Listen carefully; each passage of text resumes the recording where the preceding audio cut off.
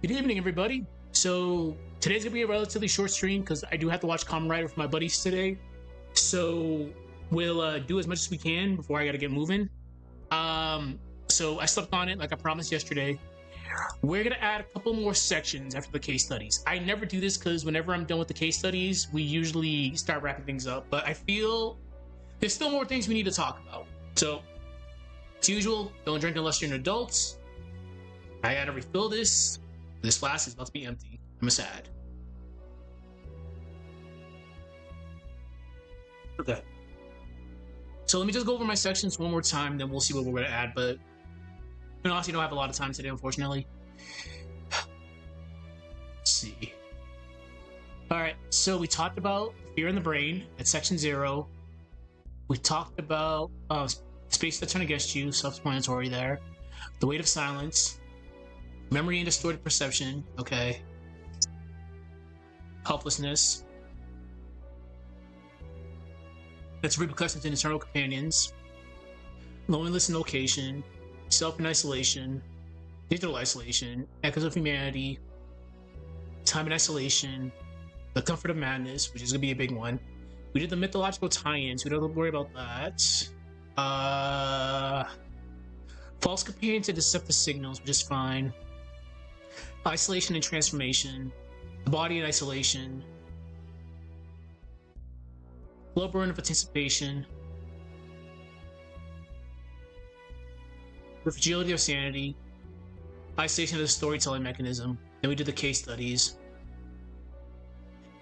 Yeah, we can definitely do probably 3 more.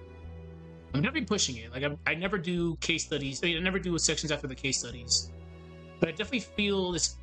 I miss things we should definitely talk about. So let me think for a minute. What should I add? I think we covered almost every important aspect of this.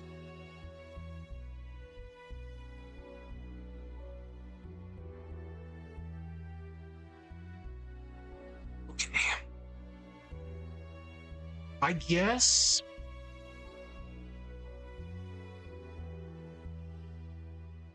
we didn't talk about how you internally feel being isolated. Okay. We didn't talk about that.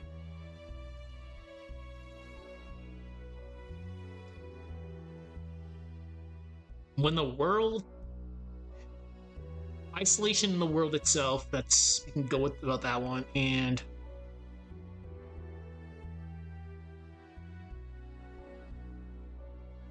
okay, let's start with how you feel inside about isolation. We'll call it the silence within. That's section 21, I believe. This is gonna be a long video.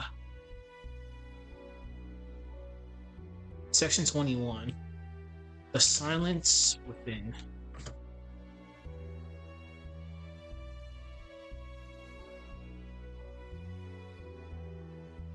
Fortunately, when the song is over, I gotta wrap things up. It should give me at least like 15 minutes. Okay, so how would I personally feel if I was isolated from like the rest of the world?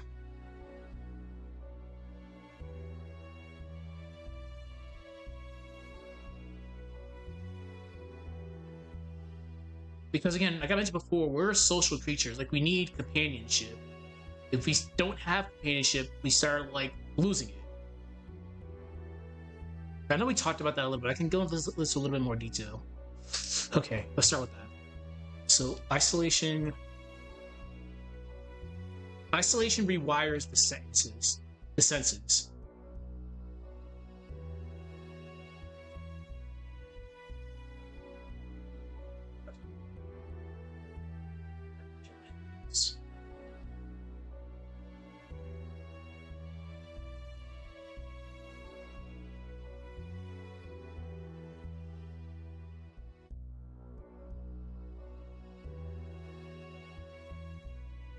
We need companionship. And I totally butchered that spelling, but I don't care. I do care. We need companionship.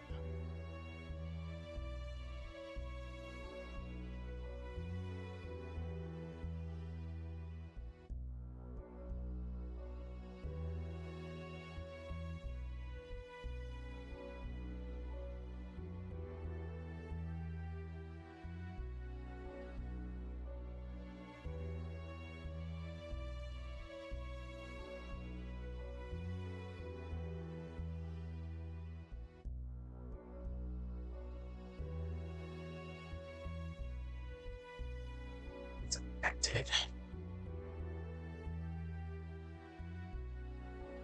Okay.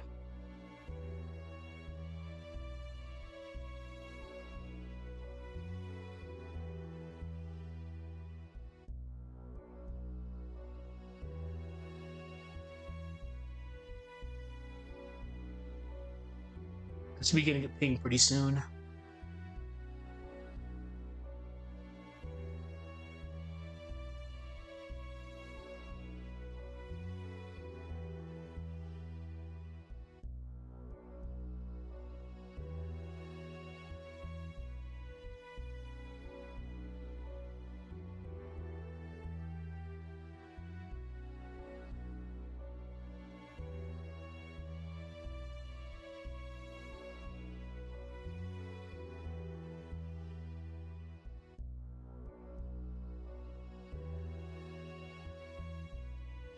Because let's just say, oh, I give a good IRL example here. Long story short, when I was deployed a couple of months back in our training mission, I had to stay behind for a broken vehicle. We were deployed for 14 days, and I had to stay with that vehicle for 12 days because the vehicle broke down literally on the second day, and that shit sucked. So I was by myself the entire time. I was isolated. Holy crap! That 12 days by yourself surviving on your own. I had MREs and I had water. I was chilling, but you only had crows as companions. Yeah, and crows, as we know, they only show around when there's like bad stuff, dead stuff, or scavenge things that they can scavenge. But yeah, you definitely say my brain was playing tricks on me for sure. Like, well, for other people, yeah, like I saw one dude build an alligator out of rocks, which was wow. But yeah, your brain starts filling in the gaps because it wants that companionship. But yeah, that's a prime example. I was alone for 12 days. Ugh. Yeah, that never again. Well, I have a choice, but yeah, never again. So, for example, yeah, for example, footsteps.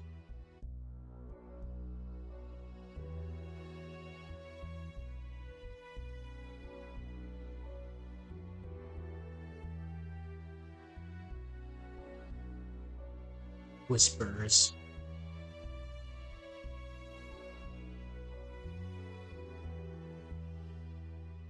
Or presences.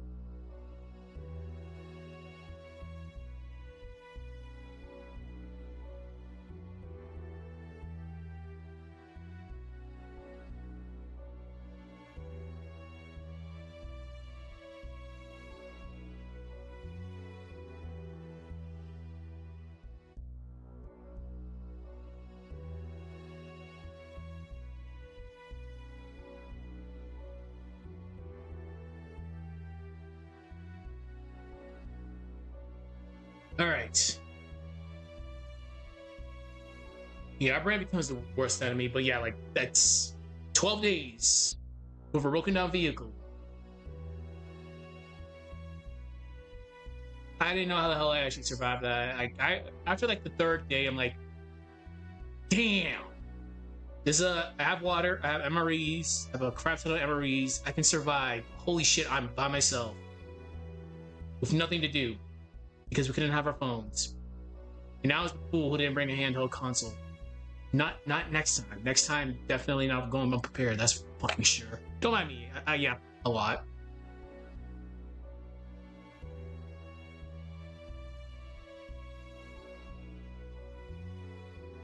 Now, how can we tie this into horror?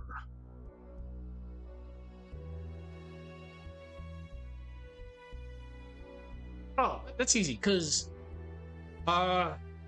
it's like a mirror in a sense. The monster isn't what's out there. Sometimes it's what's inside. So how can I reword that? Wait. Huh. Interesting. Horror uses this as a mirror reality.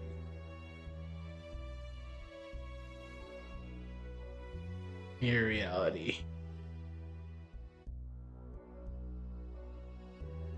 I.e., the monster isn't always out there. The monster isn't always out there.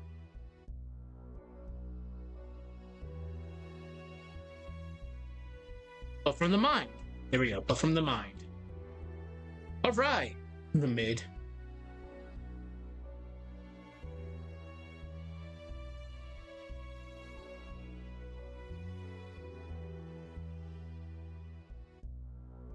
Okay.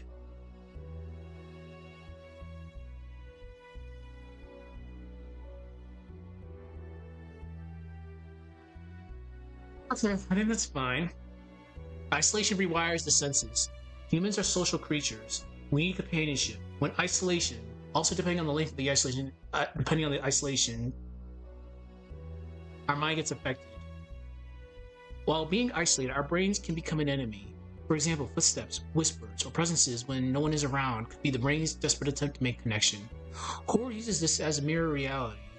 The monster isn't always out there, or from our mind, but born from our mind.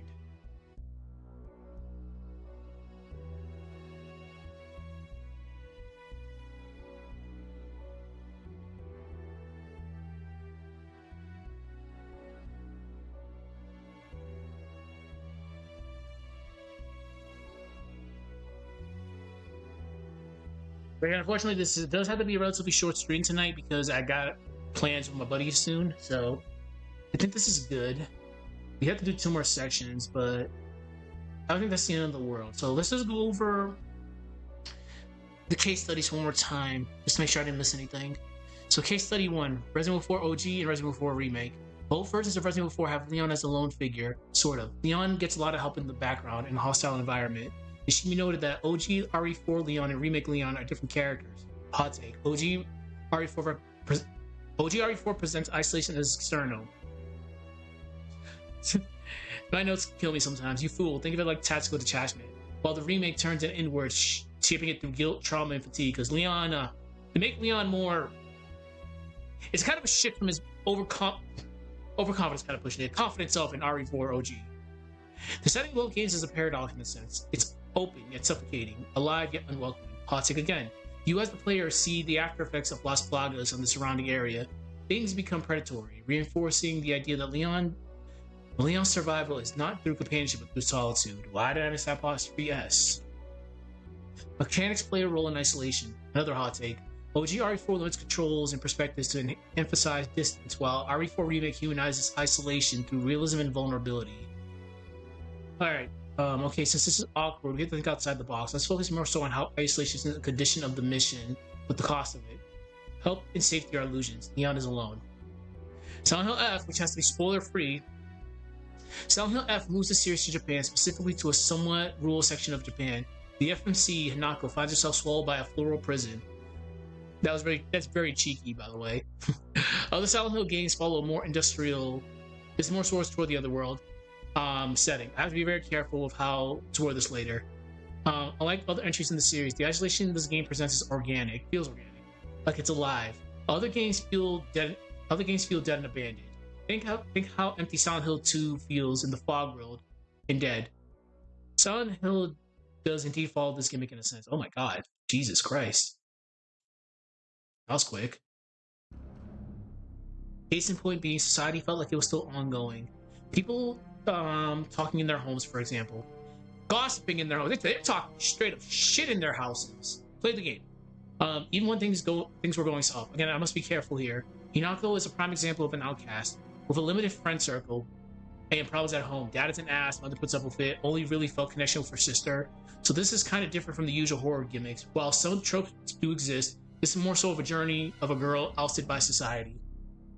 I really need to think outside the box with this section once we start doing the narrative, mostly due to how complex and different she is from the usual Silent Hill pro tags. Also, definitely need to touch up on the environmental setting as it plays a crucial role. Definitely need to reference the journal entries because they play a key role.